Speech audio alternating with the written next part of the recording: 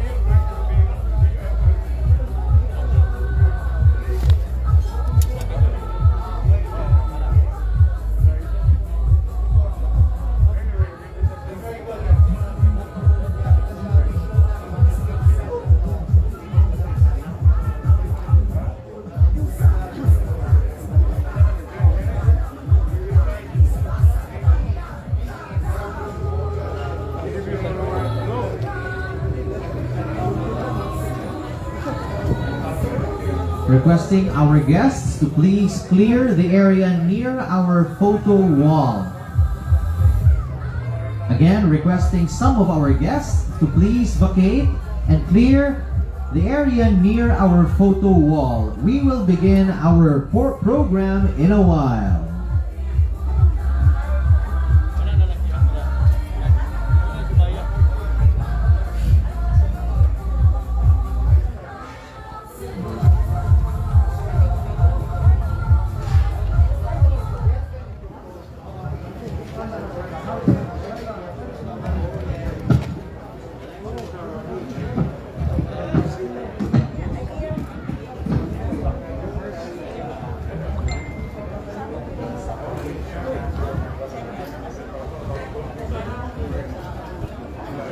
Ladies and gentlemen, please welcome our host for this afternoon's event, the first Filipina and Cebuana to win the Miss Earth title, Carla Henry Aman. Maayong hapon, Cebu! Maayong hapon kanatong tanan, ladies and gentlemen, good afternoon and welcome to the Cebu-Cordova Link Expressway CC-Lex Main Bridge Deck Connection Ceremony. Now, it was more than 3 years ago, on July 5th, 2018, when the construction of the 8.9-kilometer Cebu-Cordova Link Expressway, or as we like to call it, CC-Lex, started. Since then, Cebuanos became witness of CC-Lex taking shape and slowly occupying the once blank canvas on this side of the Mactan Channel. Behind the curtain are people achieving construction milestones after milestones and seemingly surpassing each one, the very recent of which is the connection of this main bridge. On October 5th, 2021, both sides of the 390-meter central span of the CC-Lex was successfully joined together, finally connecting the city of Cebu and the municipality of Cordova. Today, we are marking this milestone with a ceremonial walk signifying a new link between two local government units, Cebu City and the municipality of Cordova, through the iconic CC-Lex, the new pride of Cebu. May we now request the following officials to please proceed to the main platform located here in the middle of the bridge. Right down here in the middle, ladies and gentlemen, to receive the municipality of Cordova and the city of Cebu. May we request the governor of the province of Cebu, Honorable Gwendolyn Fiel Garcia, Chairman of the Metro Pacific Tollways Corporation, Mr. Manuel Manny Pangilinan, the Ambassador of Spain, His Excellency Jorge Moraga Sanchez, President and CEO of Metro Pacific Investments Corporation, Mr. Jose Maria Lim.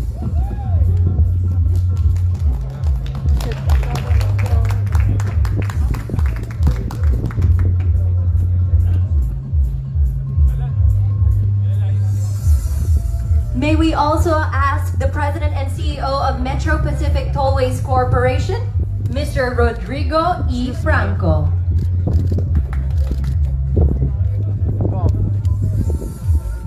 As well as the President and General Manager of Cebu-Cordova Link Expressway Corporation, Mr. Alan G. Alfon.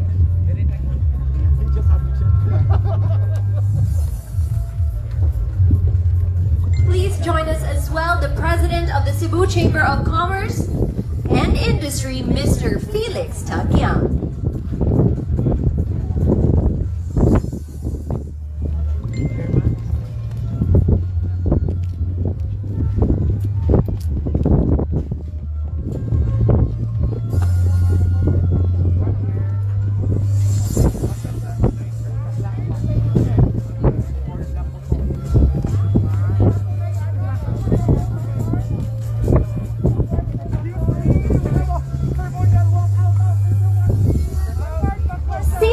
Is connected from two sides.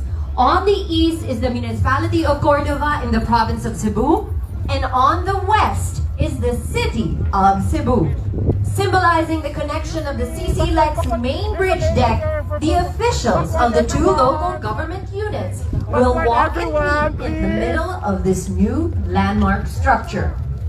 The municipality of Cordova is led by its mayor, Honorable Mary Therese P. Sitoy Cho, together with Vice Mayor Simhil Dino Sitoy, as well as Councilor Samuel Sumagang, Councilor Rocky Iburan. Ladies and gentlemen, let's give the municipality of Cordova delegation a big round of applause.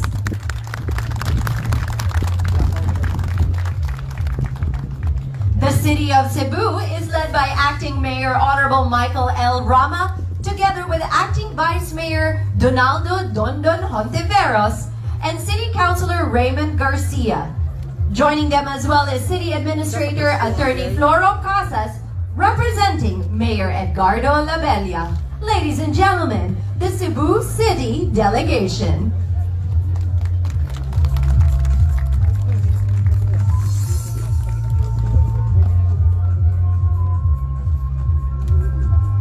After more than 1,300 days of non-stop work and amid challenges brought about by the pandemic, the bridge that will make all the Cebuanos and Filipinos proud has been connected.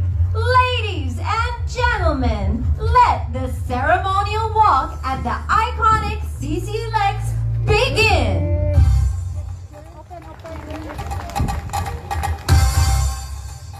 Backward, please. Excuse me.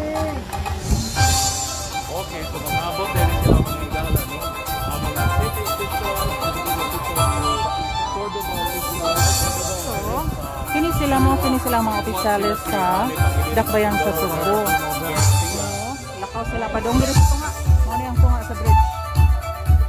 Kini pod ang opisyalis sa lungsod sa Cordova, Mandaue. Saka di man yun. Sorry sila mag-abot sa tunga.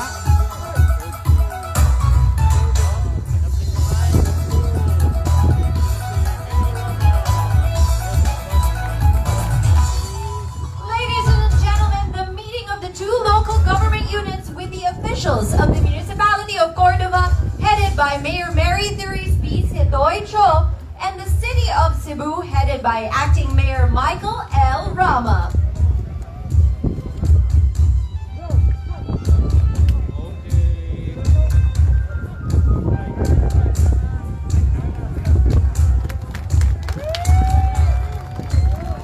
They will now be formally received and welcomed by Cebu Governor Gwendolyn F. Garcia, MPDC Chairman Mr. Manuel Manny Pangilinan, Ambassador Jorge Moraga Sanchez, MPIC President Mr. Jose Maria Lim, MPGC President Mr. Rodrigo Franco, and CC-LEC President Mr. Alan G. Alfon, and CCI President Mr. Felix Tatian.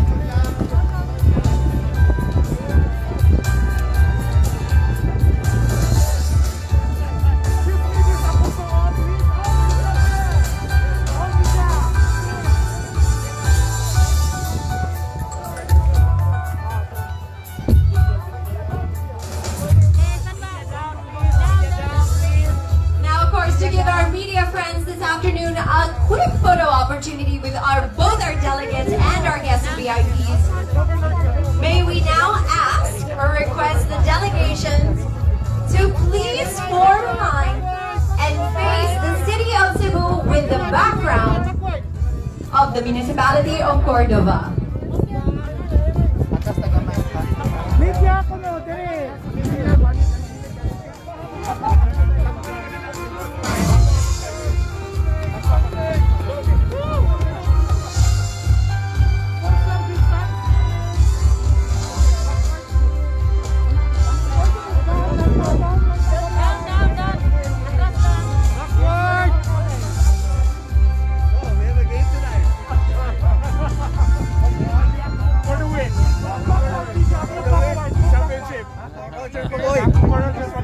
Down, please.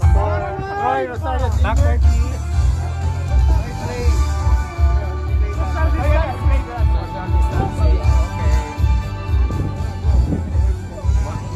Alright, thank you so much. Now may we ask the delegates, guests, and VIPs to please turn around a quick photo now facing the municipality of Cordova with Cebu City as your background.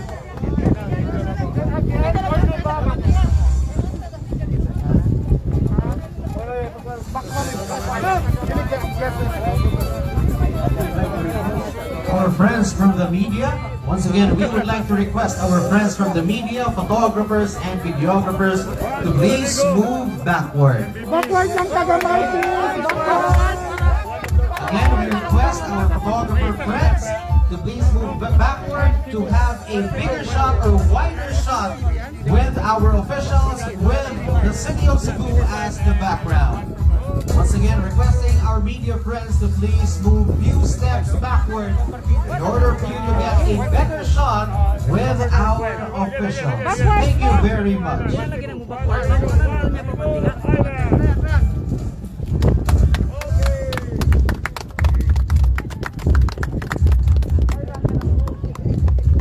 Thank you so much to both our delegates, ladies and gentlemen. Let's give the delegation of both municipality of Cordova and the city of Cebu a big round of applause. And now we welcome our guests and both delegations for a quick walkthrough of our photo exhibit here. Of course, they will be led by Cebu Governor Gwendolyn F. Garcia, followed by MPTC Chairman Mr. Manuel Manny Pangilinan, Ambassador Jorge Moraga Sanchez, MPIC President Mr. Jose Maria K. Lim, MPTC President Mr. Rodrigo E. Franco, CCLEC President Alan G. Alfon, and CCI President Mr. Felix Tagyam, as well as Acting Mayor of Cebu City, Honorable Michael L. Rama. And we would also like to request the Mayor of the municipality of Cordova to please join them as well as all our councilors and Acting Vice Mayor Dondon Hontiveros.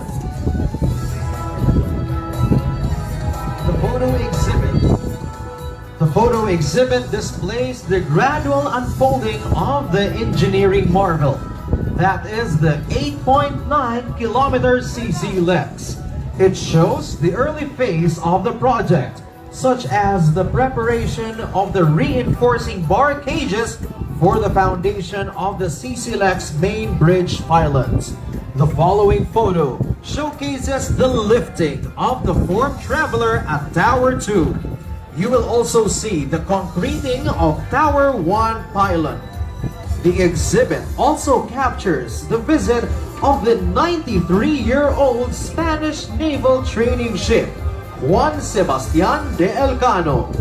Can also be seen is the momentous lighting of the 840-meter tall process of CCLEX, the iconic features of the bridge. Included in the exhibit are the winning photos of the CCLEX social media photo contest during the lighting and ceremonial blessing of the process. The other part of the exhibit shows the later phases of the CCLEX project, such as the Cordova Viaduct nearing its completion, the 5-meter gap on the main bridge deck until it was connected on October 5, 2021, and finally, the lowering of the form travelers used to build the main bridge deck. Despite the difficulties, complexities, and the adversities that the project encountered, CCLEX is nearing its completion. CCLEX is indeed an engineering marvel, the new pride of Cebu! We would like to acknowledge our guests who are with us this afternoon from the different local government units. Honorable Gwendolyn F. Garcia, Cebu Province Governor. Honorable Michael L. Rama, Cebu City Acting Mayor. Honorable Mary Therese P. Sitoy Cho, Cordova Municipality Mayor. Honorable Jonas C. Cortez, Mandaue City Mayor. Honorable Simhi Dino Sitoy, Cordova Municipality Vice Mayor. Honorable Dondon Hontiveros, Cebu City Acting Vice Mayor. Honorable Raymond Garcia, Cebu City Councilor. Honorable Celsi Sitoy, Lapu-Lapu City Vice Mayor. We also have members of the Cebu City CCLEX Project Steering Committee, Engineer Pericles Dakay, Attorney Mary Rose Lubino, Attorney Ray Gialon, members of the Cordova Municipality CCLEX Project Steering Committee, Attorney Jonathan Gairanon, Attorney Jessica Banson Nathan, and the officials of the Cebu City Tourism Commission, Attorney Jocelyn Pesquera, Chairperson, the Department of Tourism 7 Regional Director Shalimar Tamano, Commissioner Philip Rodriguez, Commissioner Sinbeth Orellano, Commissioner Hilzer Butch Karungay, and Commissioner Alfred Reyes. We would also like to acknowledge Attorney Jonathan Gairanod and Honorable Samuel Sumagang, a councilor of the Municipality of Cordova, joined by his co-councilor, Honorable Roque Iburan. We would also like to acknowledge the presence of the Miss Cebu 2022 candidates, Bianca Wilhelmina, Christine Rudolph, Carla Niere, Danica Ocampo, Cianza Gutierrez, Christine Marie Averion, Sheena Durano, Shira Janine Monsanto, Gabriela Carvalho, Trixie Ong, Rayan Caruana, and Lorraine Han. And the advisor of Miss Cebu 2022, Miss Chris Tiffany Hansen. Also with us this afternoon are representatives and officials from the Embassy of Spain. His Excellency, Ambassador Jorge Moraga Sanchez, Ambassador of Spain. Miss Silvia Torrices de la Varga, Economic and Commercial Counselor. Mr. Juan Coral, International Trade Advisor. And Mr. Anton Perdices, Honorary Consul of Spain in Cebu. With us this afternoon, members of the Cebu Chamber of Commerce and Industry led by the CCCI President, Mr. Felix Tagyam, the CCCI Vice President, Mr. Mike Cubos, and the CCCI Trustee, Ms. Lilo Alinio. Our beloved priest, Father Victor Carmelo Diola, Rector of the Cebu Archdiocesan Shrine of San Roque. Also with us are representatives from MPIC, MPTC, and CCLEC. The Metro Pacific Tollways Corporation Chairman, Mr. Manuel Manny V. Pangilinan. The MPIC President and CEO, Mr. Jose Maria K. Lim. The Metro Pacific Hospitals President, Mr. Ogie Paliso. The MPTC President and CEO, Mr. Rodrigo E. Franco.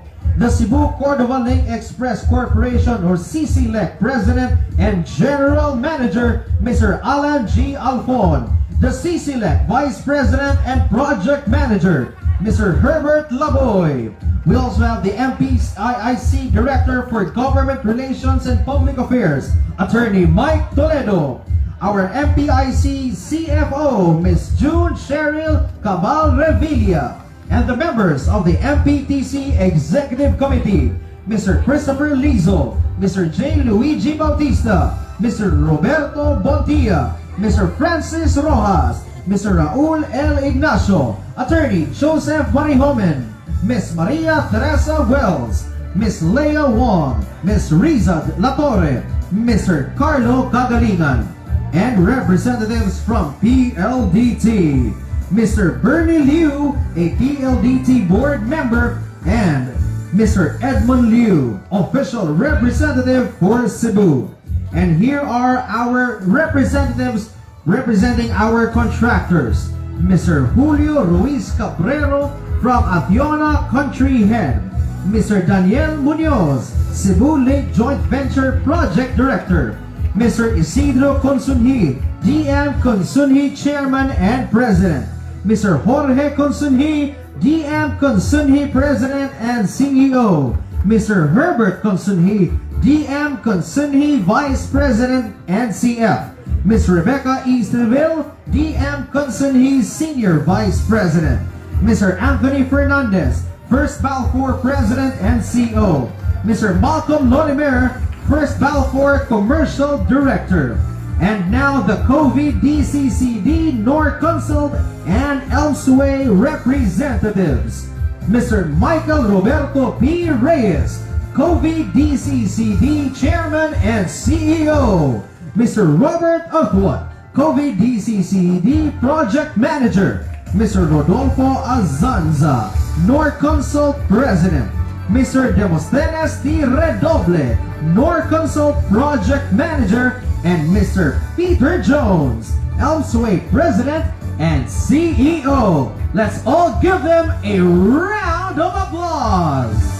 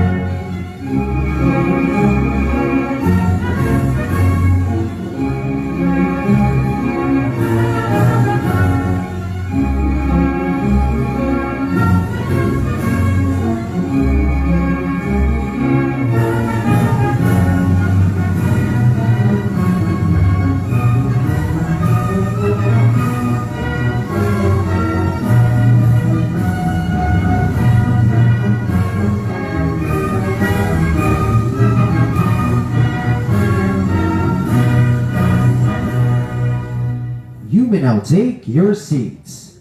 Please welcome your host, Carla Henry Alman.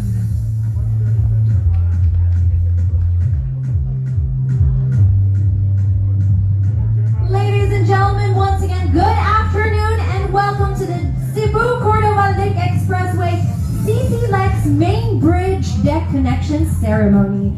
And earlier, we just witnessed the historical ceremonial walk done by our two delegations from both municipality of Cordova and Cebu City, as it was connecting already the two sides, because this bridge is now the new pride of Cebu. At this point, may we ask one of the LGU grantors of the CC Lex to deliver her message. So please give a big round of applause to Honorable Mayor Therese Sitoicho, the Mayor of the Municipality of Cordova.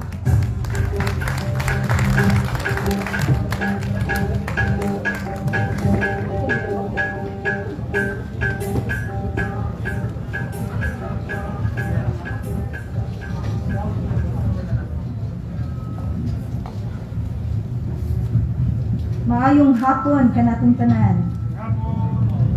Sa dili makasabot og Bisaya, sa hindi makakaintindi ng Bisaya, magandang hapon nating lahat.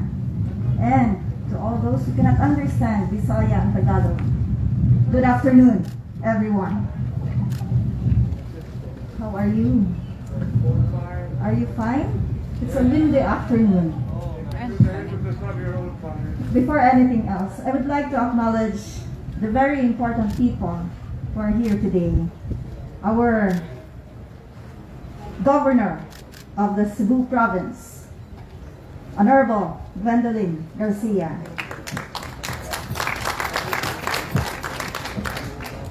The Metro Pacific Tollways Corporation Chairman, Mr. Manga Manny Pangilinan. The Ambassador of Spain, Honorable George Moragas Sanchez.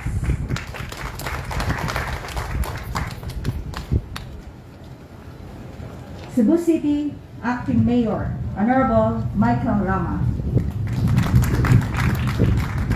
Mandaue City Mayor, Honorable Jonas Cortez. Lapu-Lapu City Vice Mayor, Honorable Celedonio Sitoy.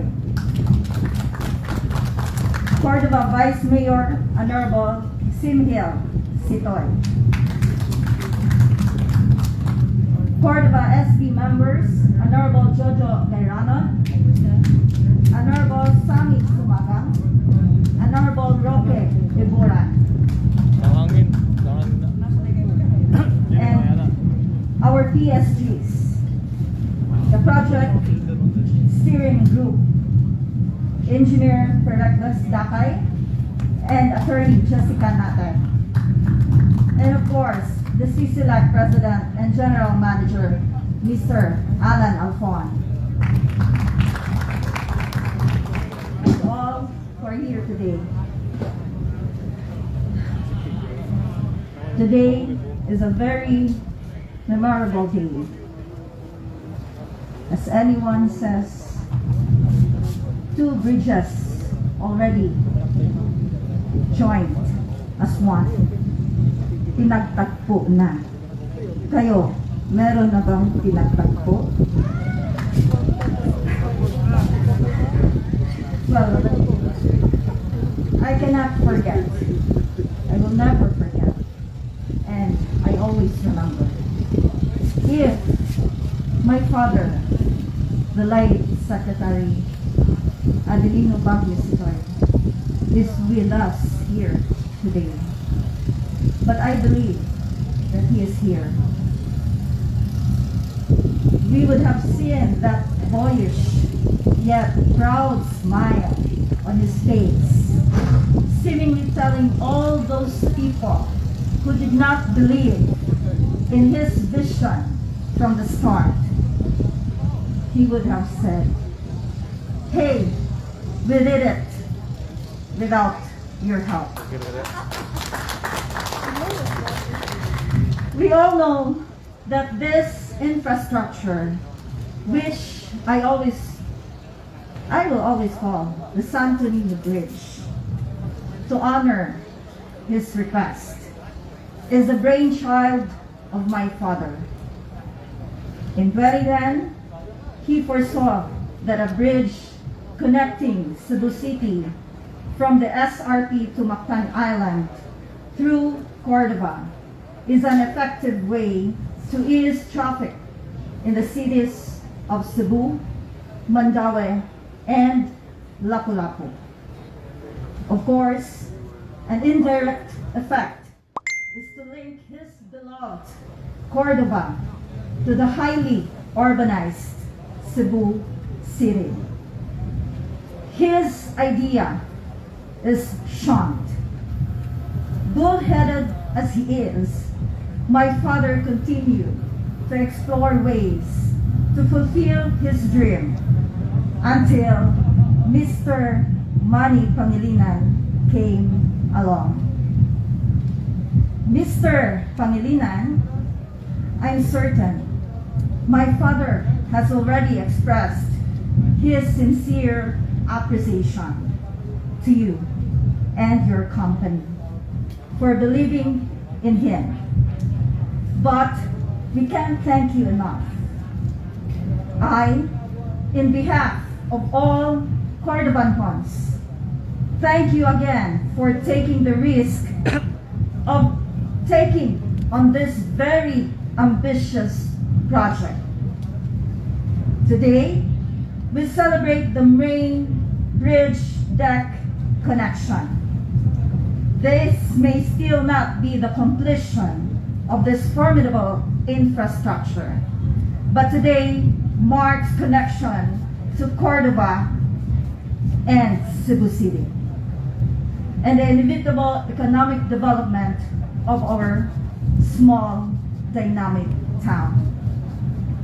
It has been my father's dream for Cordova to become a city, and I believe with the Santo Niño Bridge, this is bound to happen in the next few years.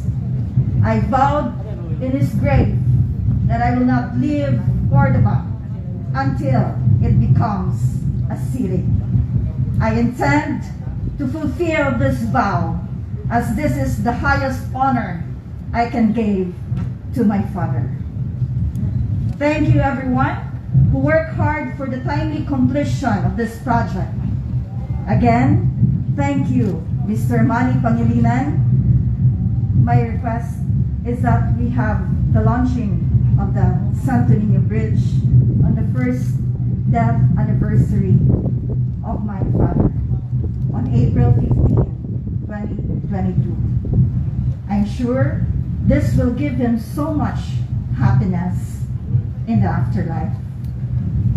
And above all, I thank our Almighty God for making all these great things happen, especially to our town, a very small town in Cebu province. To God be the glory always. Thank you. Good afternoon.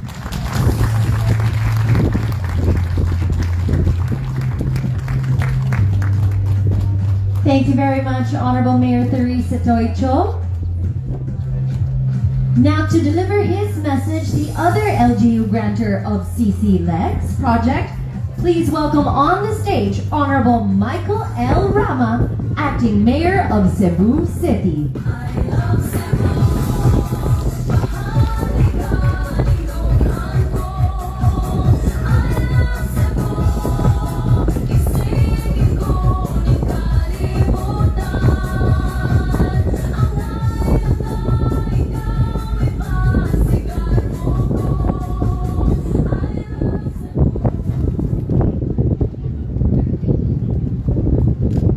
Buenas tardes, His Excellency, Ambassador George Ragan Sanchez. Give her a round of applause. Lady, first governor of the province of Cebu, my younger sister.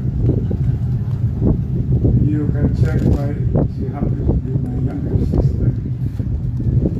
Governor, of course, Honorable Gentolin F. Garcia.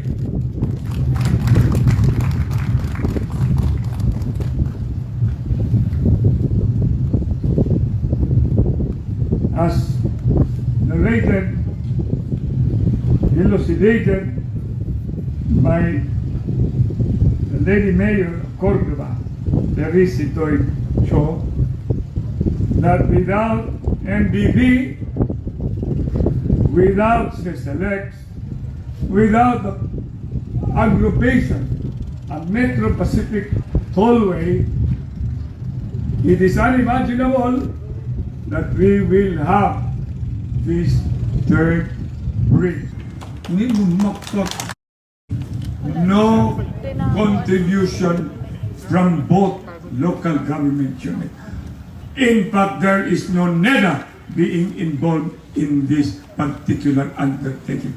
Joint venture, both local government of Córdoba and local government of Cebu City. But definitely, we are going to have this, not just for Cebu City, not just for Córdoba, but this will be intended for the whole country, ladies and gentlemen. Because MVP again perhaps will help us out on Córdoba to Bohol bridge. That is our discussion with former Mayor Adi Ditoy. And go another bridge, perhaps from Dumaguete to Santander. And another bridge, I do not know whether it is possible, from Dumaguete to City Hall. Or maybe whatever nearest point. That is what we wish that we should have in this country. So today, as we mark this beautiful connection, I was sharing with the Mayor of Córdoba, do not worry, while I'm still alive, I will always cherish that moment when we discussed. I was even asked the question, what role Córdoba should be?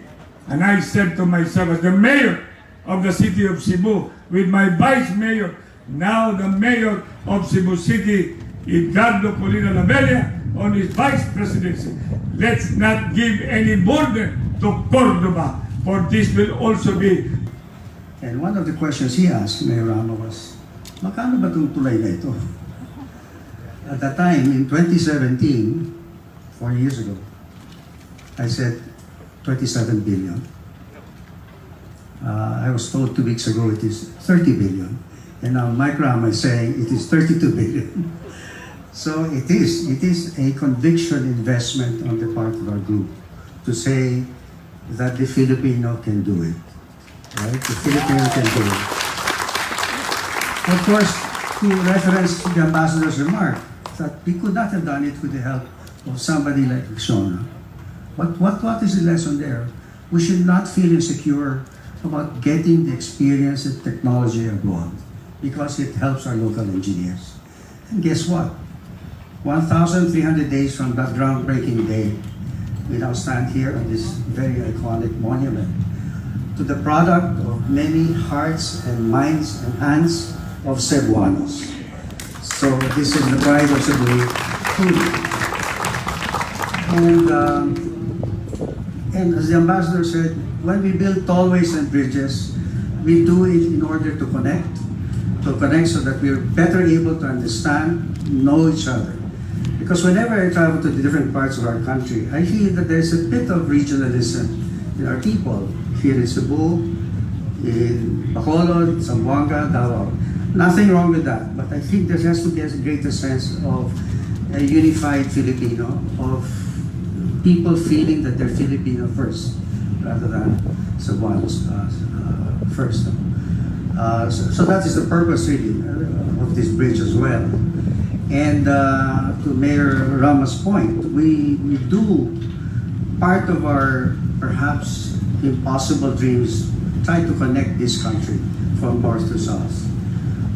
There's already the connection from Sorsogon to Samar via the San Juanique Bridge. We have to connect Samar with Leyte westward to Cebu and Negros, then down to Bohol, down to Surigao to connect the three island chains of Luzon, Visayas, and Mindanao. That is our dream, because part of it is for Filipinos to be able to travel and see this country in one seamless journey, right? And I hope we can do it in the next 20 years or so, while I'm still alive on this earth. So we're proud of this, and we'd like to send our thanks and congratulations to the CCDEX team, to Acciona principally, and of course to our major contractors, the Consuni, to Sid Consuni, particularly to George, for their big help. They are also our investor partners in the water distribution business. To First Balfour, was also a principal contractor to this project, and to the many workers who built this bridge. All we did was to fund it, right? And one of the things the president asked, are you getting any money from the local governments? No, sir. Nothing from the national government or the local government. So, anyway. Since the Spanish ambassador is here, let me reference one of the first bridges that was built in human history. That was the stone bridge in Alcantara in Spain, built by the Romans in 106 AD. It's called the Trajan Bridge. Trajan was one of the Caesars of Rome at the time. But one of there was an inscription on the bridge that still stands to this day, that this bridge built by Romans will last forever. I would hope that we could put that inscription on this bridge. The bridge of Santo Niño, the bridge of Cebu. So at the end, we love Cebu. Thank you.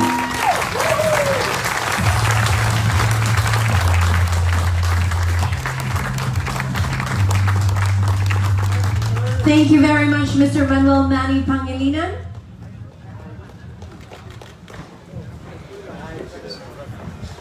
Thank you very much.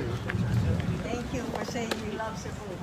Thank you so very much for connecting our two islands together already, and we look forward to the many more bridges that's going to connect the rest of the Philippines and maybe Cebu elsewhere. So daghang salamat on behalf of the Filipinos to Mr. Manny Pangilinan, to Acciana, and of course to First Balfour, and to everybody who had their hands on with this project. Daghang salamat jud kaayo. As a fellow Cebuano who lives in the city and has family in Lapu-Lapu, a very big thank you for creating another way for us to get there. All right, ladies and gentlemen, let us now hear from the first woman governor of the province of Cebu in its 452-year history. Put your hands together, ladies and gentlemen, for the Honorable Governor Gwendolyn Fiel Garcia.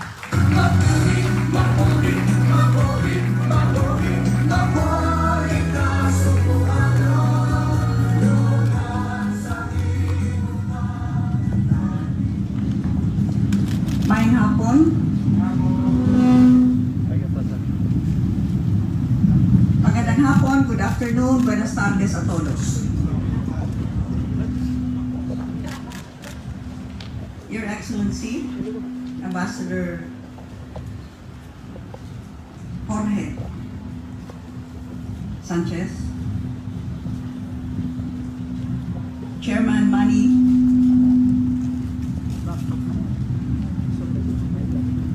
Pangilinan, Acting Mayor Mike Rama, and the Cebu City officials, Mayor Echi Sito,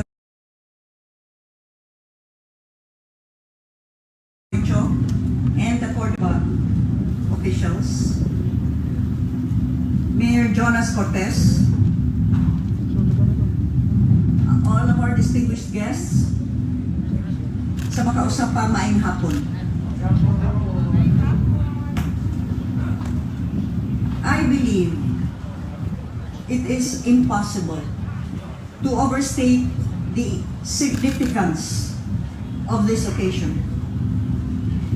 The history that is being made here today.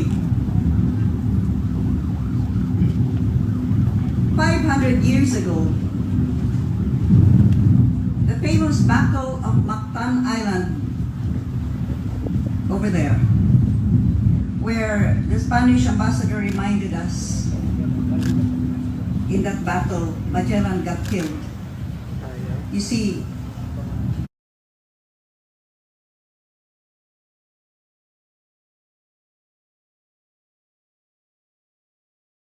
Mr. Ambassador, 500 years ago, we killed our first tourist.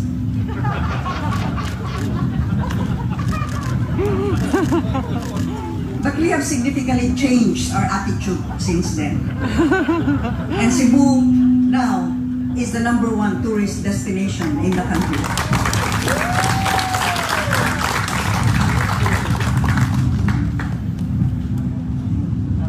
So that famous battle in Mactan Island illustrated the histories and destinies of these two islands together with the island of Cordova. Those histories and destinies had always been, and henceforth always would be, inextricably linked. Politics, trade, a sense of community, matters of kinship even, had always held these islands together in spirit, what this channel had kept physically apart.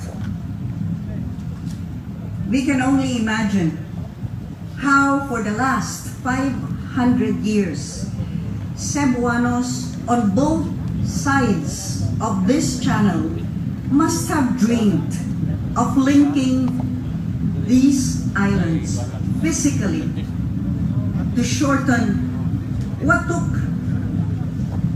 Magellan a good 3 hours journey by boat. The realization of that dream took a long time in coming. And it is amazing, really, if you think about it, that the dream remained a dream until less than 50 years ago with the opening of the first Mactan Bridge. Today, 500 years later, the two islands are on both ends of this world-class, ultra-modern Cebu-Cordova Link Expressway or CCLEX, a crowning achievement in technology, design, and aesthetics. Truly something every Cebuano could be proud of.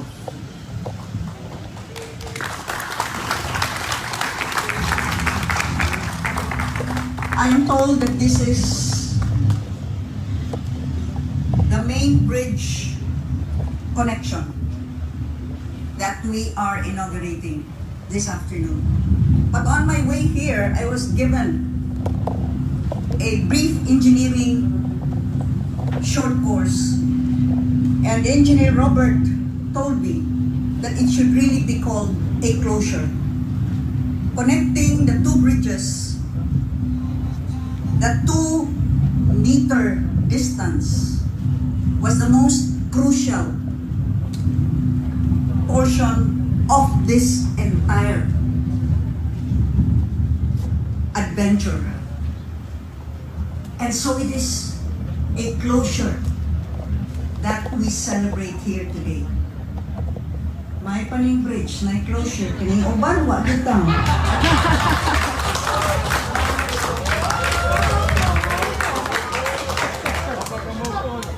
Even more significantly, this link gives hundreds of thousands of Cebuanos in the southern part of the mainland who otherwise would have to venture farther north to use the first two bridges, greater access to Mactan Island and vice versa. In doing so, the CCLEX frees up a great part of Metro Cebu with the diverted traffic and disperses opportunities for trade, commerce, and employment to other parts of both islands. The possibilities are exciting and limitless. We have many people to thank for this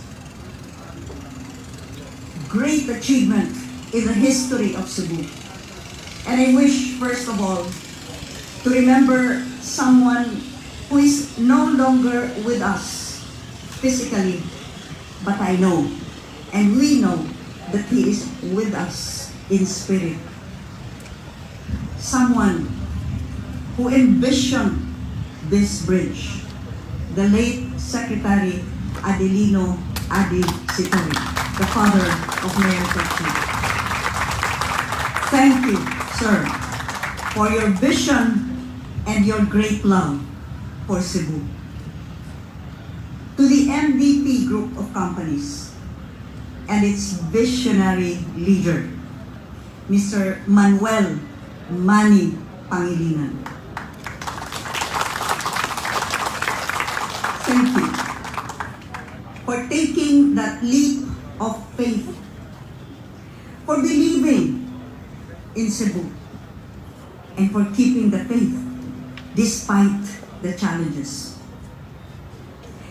This project would not have been possible without the leadership of the city government of Cebu and the municipal government of Cordova.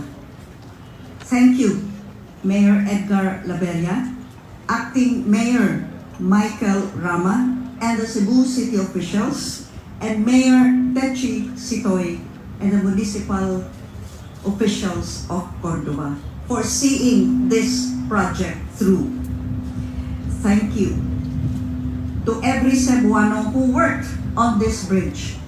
You have achieved something your children's children will continue to talk about generations from now. And thank you to all Cebuanos for sharing this dream, for cheering it on, and taking pride in it. Your indomitable spirit is what makes seemingly impossible things possible.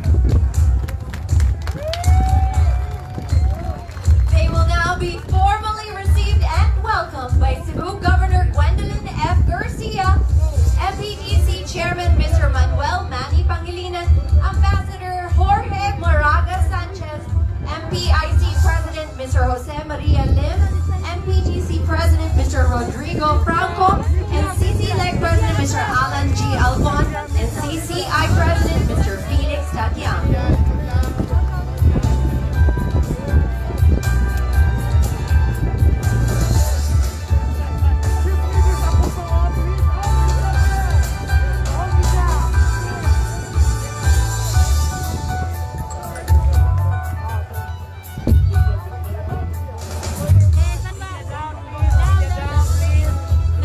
To give our media friends this afternoon a quick photo opportunity with both our delegates and our guest VIPs.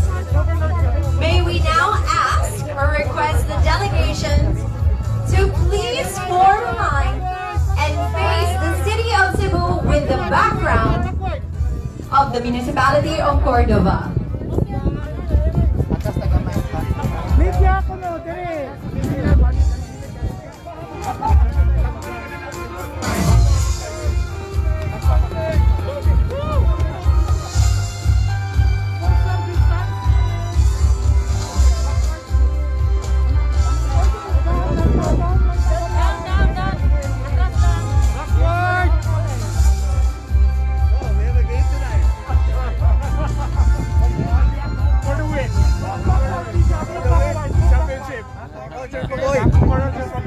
Down, please. Backward, please.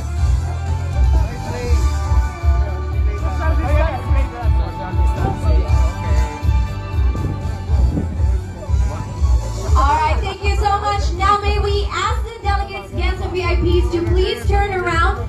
Now let us take a quick photo. Now facing the municipality of Cordova with Cebu City as your background.